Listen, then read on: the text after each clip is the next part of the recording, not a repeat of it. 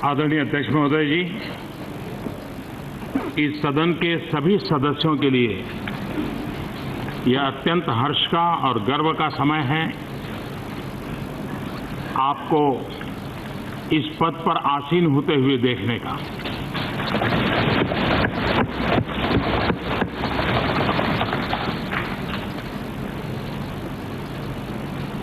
इस सदन में पुराने सभी सदस्य आपसे भली भांति परिचित हैं। विधायक के रूप में भी राजस्थान में आपने जो सक्रिय भूमिका अदा की है, उससे भी राजनीतिक जीवन से जुड़े हुए लोग परिचित हैं। हम सबके लिए गर्व का विषय है कि स्पीकर पद पर आज एक ऐसे व्यक्तित्व का हम अनुमोदन कर रहे हैं, सर्वसम्मति से उनको स्वीकृति दे रहे हैं, जो सार्वजनिक जीवन में विद्यार्थी काल से छात्र संगठनों से जुड़ते हुए यूनिवर्सिटी की छात्र गतिविधि का नेतृत्व करते हुए जीवन का सर्वाधिक उत्तम समय किसी भी प्रकार के ब्रेक के बिना अखंड अविरत समाज जीवन की किसी न किसी गतिविधि से जुड़ा रहा।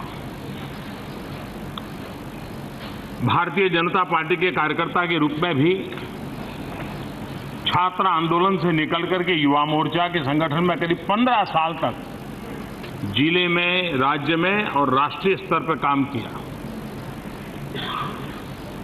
मुझे सालों तक संगठन का कार्य करने का अवसर मिला। उसके कारण मेरे एक साथी के रूप में भी हम दोनों को साथ में काम करने का अवसर मिला।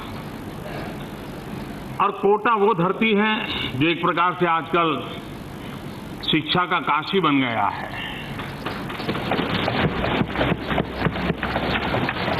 जिनके भी दिल दिमाग में कैरियर की प्राथमिकता है, वो कोटा को पसंद करता है। कोटा में रहेगा, कोटा में पढ़ेगा और कोटा से अपनी जिंदगी बनाता है। राजस्थान के कोने सा छोटा सा शहर आज एक प्रकार से लघु भारत बन गया है।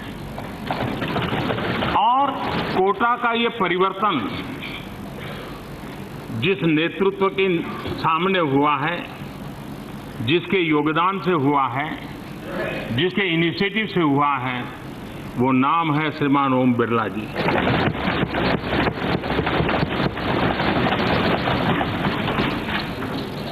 आमतौर पर राजनीतिक जीवन में हम लोगों की एक छवि बनी रहती है कि हम 24 घंटे राजनीति करते हैं, उठापटक करते हैं, तू मैं करते हैं, कौन हारे कौन जीते इसी में लगे रहते हैं। लेकिन उसके अलावा एक सच्चाई होती है जो कभी कभी उजागर नहीं होती। वर्तमान में देश ने अनुभव किया है कि राजनीतिक जीवन में जितना अधिक मात्रा में सामाजिक सेवा का प्रोपोर्शन रहता है, समाज में स्वीकृति ज्यादा मिलती है। हार्डकोर पॉलिटिक्स का जमाना करीब करीब चला जा रहा है। ओम बिरला जी वो शख्सियत है जो जनप्रतिनिधि के नाते राजनीति से जुड़ना बड़ा स्वाभाविक था, लेकिन उनकी पूरी कार्यशैली समाज सेवा केंद्रीय रही। समाज जीवन की कहीं पर भी पीड़ा अगर उनको नजर आई तो पहले पहुंचने वाले व्यक्तियों में से रहे। मुझे बराबर याद है जब गुजरात में भयंकर भूकंप आया, बहुत लंबे अरसे तक वे कच्छ में रहे, अपने इलाके के युवा साथियों को लेकर के आए, स्थानीय कोई व्यवस्था का उपयोग न करते हुए अपनी व्यवस्थाओं को जो भी उपलब्ध थी उसके आधार पर उन्होंने लंबे अरसे तक सेवा का काम किया। जब केदारनाथ का हादसा हुआ तो वे फिर उत्तराखंड में नजर आए, वहां भी अपनी टोली लेकर के समाज सेवा के काम में लग गए। और अपने कोटा में भी अगर किसी के पास ठंड की सीजन में कंबल नहीं है तो रात भर कोटा की गलियों में निकलना, जन भागीदारी से गर्म कंबल वगैरह इकट्ठा करना और उनको पहुंचाना। उन्होंने एक व्रत लिया था। सार्वजनिक जीवन में हम सभी सांसदों के लिए कभी कभी वो प्रेरणा देता है। उनका व्रत था कि कोटा में कोई भूखा नहीं सोएगा, और वे एक प्रसादम नाम की योजना चलाते थे, आज भी चल रही है। उस प्रसादम योजना के तहत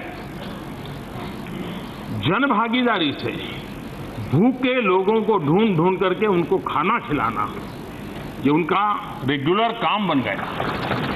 उसी प्रकार से गरीब हैं, दुखी हैं, अगर कपड़े नहीं हैं पूरे तो उन्होंने परिधान योजना बनाई। उस परिधान मूवमेंट के आधार पर वे जन भागीदारी से, सामाजिक संवेदना से लगातार जुड़े रह करके, अगर किसी के पास जूते नहीं है तो जन भागीदारी से जूते इकट्ठा करना, गर्मी के सीजन में उसको जूते पहना देना। अगर कोई बीमार है, कहीं रक्तदान का काम जरूरी है, कहीं अस्पताल में और सेवाएं देनी है, एक प्रकार से उन्होंने अपनी राजनीति का केंद्र बिंदु जन आंदोलन से ज्यादा जन सेवा को बनाया। और ऐसा एक संवेदनशील व्यक्तित्व आज जब स्पीकर पद पर हम सबको अनुशासित भी करेंगे, अनुप्रेरित भी करेंगे, और उसके द्वारा ये सदन देश को उत्तम से उत्तम दे पाए, एक कैटलिक एजेंट के रूप में,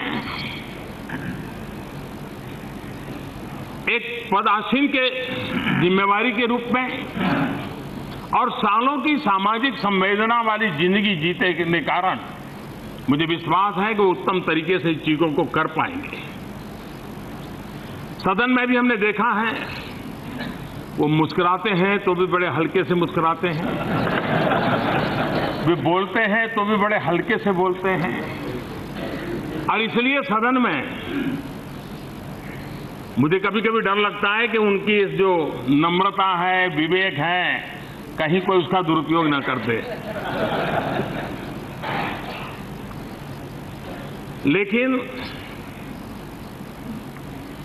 आजकल तो, पहले तो ऐसा होता था कि शायद लोकसभा के स्पीकर को कठिनाइयां ज्यादा रहती थी, राज्यसभा के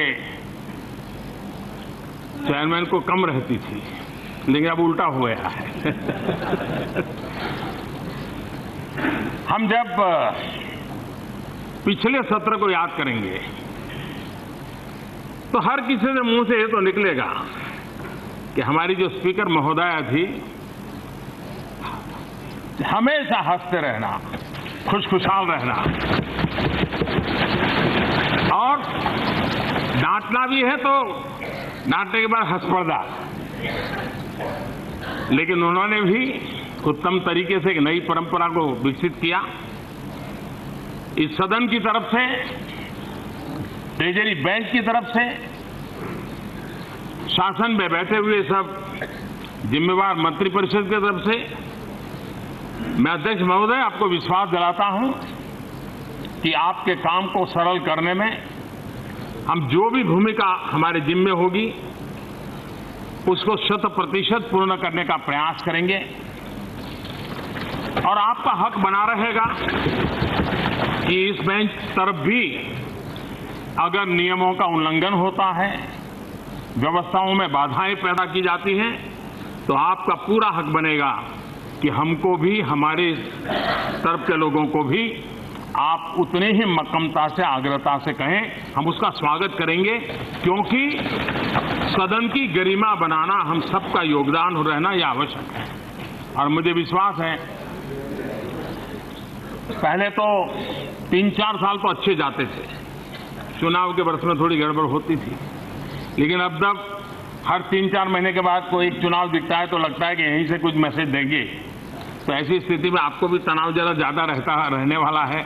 लेकिन फिर भी अच्छी चर्चा हो, उत्तम चर्चा हो, सब विषयों पर चर्चा हो, मिलजुल कर के निर्णय हो, उसमें आपको पूरी तरह ये सदन भी योगदान करेगा, ऐसी एक आशा के साथ मेरी तरफ से, सदन की तरफ से, ट्रेजरी बैंक की तरफ से आपको बहुत बहुत शुभकामनाएं देता हूं। धन्यवाद।